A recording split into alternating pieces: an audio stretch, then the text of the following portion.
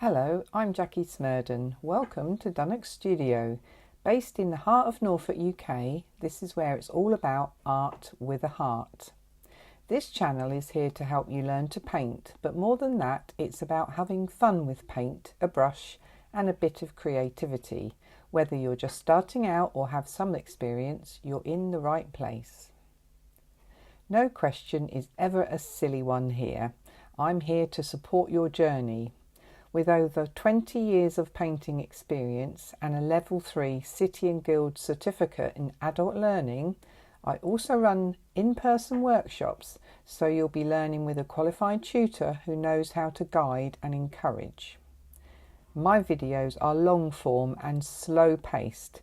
No jump cuts, no speed painting. Everything is in real time, including my process, my decisions, and even my mistakes. If you enjoy relaxed, step-by-step tutorials that show the real painting journey, you'll feel right at home. I brought in a little while ago a snowdrop from the garden. It's actually still in its pot because I've bought new snowdrops to boost my own stocks here in Dunnock Studios garden. Now, when I brought it in about 20 minutes ago, it was tightly closed shut because outside is miserable and cold.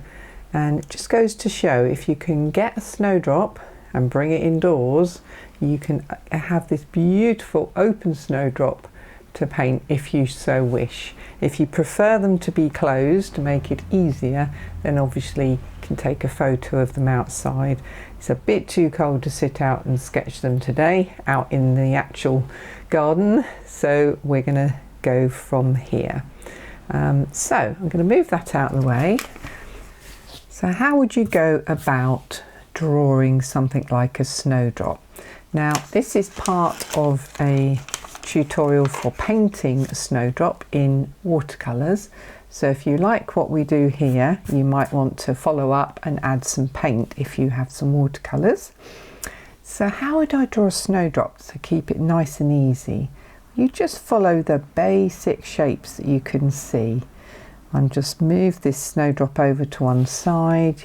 You can use your reference photo, you can use a real flower. Doesn't have to be a snowdrop. I'm just literally following simple shapes. Now, the thing to remember when you're a beginner is you do not have to get this perfect. There are no art police looking over your shoulder saying you've got it wrong. You're trying to capture the essence of what's in front of you, and that is it. It is your interpretation of what you see. So basic shapes to capture the life of a snowdrop at the very moment you are looking at it. I've got a lovely shape in the middle of this one. This is why I bought these. They've got a much stronger green area, and I thought they'd be a really nice addition to my snowdrop patch, because some of them are a little bit, not boring, they're all lovely, but this will add a little bit more colour and drama because they're slightly bigger and got a nice strong green edge to them. So this might seem really difficult to do if you're not used to drawing, and you can see I'm just using a very simple straight pencil line. I'm not shading or anything, and that's because this particular drawing is going to be painted over, so I don't need to add shading or anything else to this. But you may want to just stick to a pencil drawing, in which case once you've got your outline on, which is one way of drawing it, you can then go back in and shade away to suggest the darker areas. If you've got crayons or watercolour pencils, you might want to shade in with those. That gives you options, if it's watercolour, to then add a little bit of water afterwards and just blend it in. So this one here I can see is not quite the right shape because that's an under petal there, which is going to be in shadow. I tend to not erase my lines. I like to see where I've been sort of just to, not really my mistakes, but just to see how I ended up with my drawing. So I leave in these lines, which to me give character. This part here that's going to be green is going to be, the watercolour will be doing most of the work there. So let's just bring that over a little bit. So very simple shapes. If I wanted to expand on this, I can just see another snowdrop that's coming up from behind my planted ones. It's not actually behind this flower in reality, but that's the beauty of drawing, is you can put things where you want them. So I'm going to have this one just popping out behind this leaf. Again, you start to get a feel for the shapes. That's why I recommend you draw from life when you're practicing your drawing as much as you can, because you really do learn more. You see more when you're looking at the real thing. I know it's not always possible, so don't worry if you can't, but it really does help if you have the opportunity to use the real item, whether that's a snowdrop or a bowl of fruit, whatever it might be, because it means you see what's actually there and it's not been flattened into a photograph. So here we've got two flowers with their casings that have opened to let them out. I could pop in a nice broad leaf behind there. Again, I'm just following the rough shape that I can see on this leaf. Try not to get hung up too much with the actual detail of that. There we go.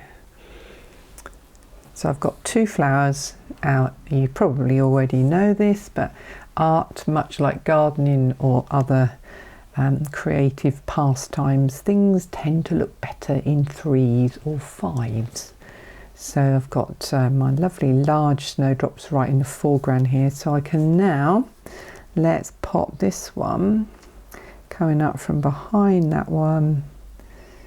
This one's got a little casing going backwards. Again, the same shape for the top of this snowdrop. By now you should probably have a feel for what's coming next when you start drawing those lines. Think, oh yeah, it's got a curve, then there's long petals. Not saying you can predict it exactly at this stage in your drawings, but you can start to feel what a snowdrop is like to draw. And then we've got the petal at the back, which is coming quite a long way down and behind that one. You might find when you're doing it that you find things have moved when you start to bring them together. You think, oh, that leaf's not in the right place. But remember, it's art. You can put the leaf where you like. So my leaf has now moved to a different position than where it was originally.